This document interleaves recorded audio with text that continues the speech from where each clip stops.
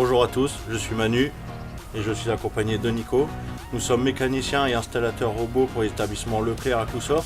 Dans cette vidéo, nous allons vous montrer comment est installé votre Automower Husqvarna et son principe de fonctionnement.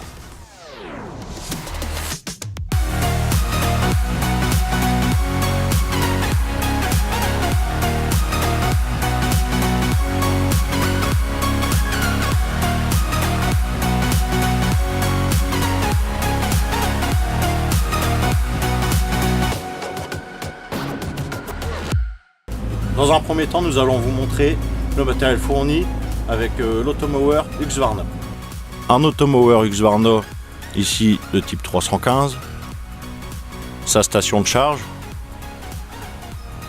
un transformateur permettant de passer du 220 au 18 volts et son fil basse tension de 10 mètres. 5 vrilles permettant de fixer la station au sol. Une plaquette d'autocollant permettant de repérer les fils lors du démontage de la station.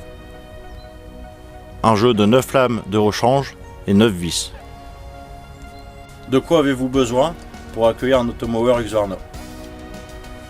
D'un terrain et d'une prise de courant 220 volts, extérieure étanche ou intérieure, située à moins de 10 mètres linéaires de la station.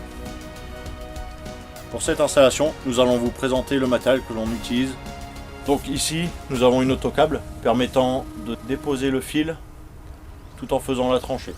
Elle est composée d'un bras articulé, voilà, nous permettant d'accéder aux endroits les plus exigus. Une bobine de fil, un boîtier contenant les lames pour la tranchée et une pige de réglage afin de pouvoir disposer le fil uniformément en fonction des bordures. Donc ici nous pouvons voir la lame qui crée la tranchée dans le sol et derrière une pige arrondie permettant de déposer le câble. Donc il existe différents types de câbles. Pour ce montage, nous allons utiliser un câble de 6 mm avec un enrobage de gaine bleue. Cette gaine est absente de tout composant d'huile de poisson et de traces d'orge. Cela empêche d'attirer les rongeurs. À l'intérieur de la gaine, nous retrouvons le câble en lui-même, gainé en verre, et à l'intérieur, les 12 brins de cuivre étamé. Voilà, tout est dit, il est temps de se mettre au travail. Nous allons commencer par disposer le câble périphérique. Ce câble servira de frontière au robot tout autour du terrain.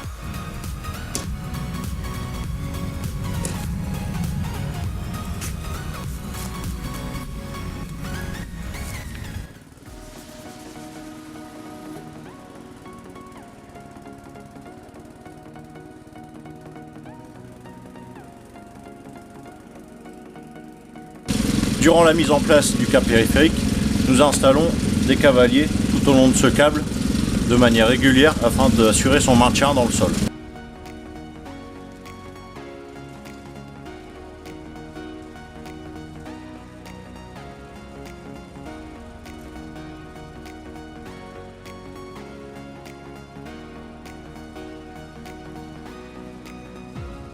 Comme vous pouvez le voir, ici, nous sommes en présence d'un obstacle potentiellement dangereux pour le robot, qui est un rebord de béton sortant du sol. Pour ce faire, nous l'avons entouré de fils afin d'empêcher le robot de venir contre.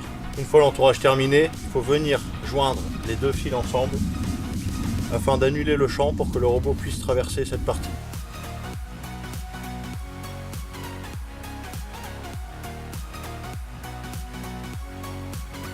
L'installation du fil périphérique étant terminée, qui rappelons-le est un fil qui sert à délimiter la zone de tonte, nous allons maintenant mettre en place le fil guide, qui lui est un fil très important. Ce fil guide assure deux fonctions. Il permet au robot de se rendre sur les zones de tonte éloignées ou inaccessibles à cause d'un passage étroit. Il lui sert aussi à rentrer à sa station de charge plus facilement. C'est parti? Allez. Pour cette installation, nous sommes en présence d'un terrain en forme de C avec un passage le long de la maison. Il est donc nécessaire d'y faire passer le fil guide afin que le robot puisse aller sur la devanture.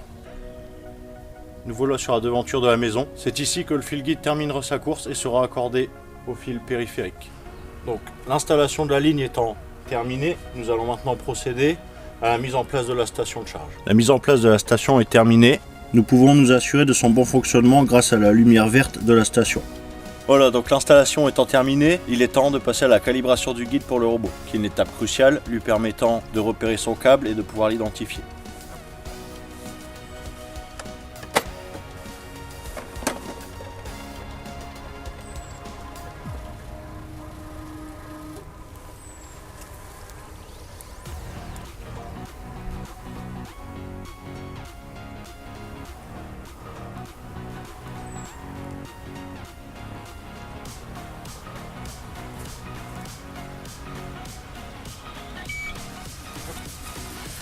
Ok.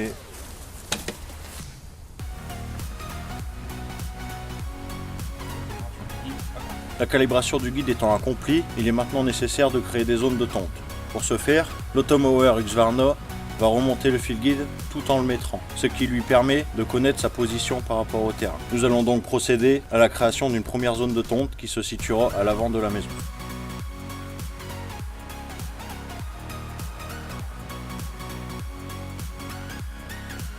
Voilà, le robot arrive sur sa zone de tonte. Il m'indique qu'elle se situe à 48 mètres. Elle sera donc établie à une hauteur de 15%. Donc place à la seconde zone qui se situera dans le couloir entre le terrain de devant et l'arrière.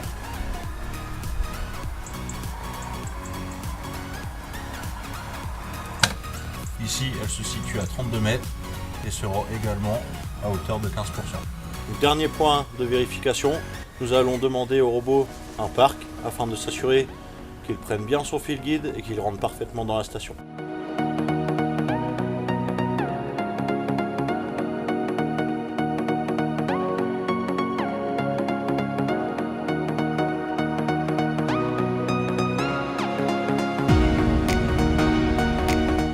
Mission accomplie, l'Automower rentre parfaitement dans sa station. Il ne nous reste plus qu'à expliquer au client la manière dont fonctionne son Automower et lui souhaiter bonne tonte.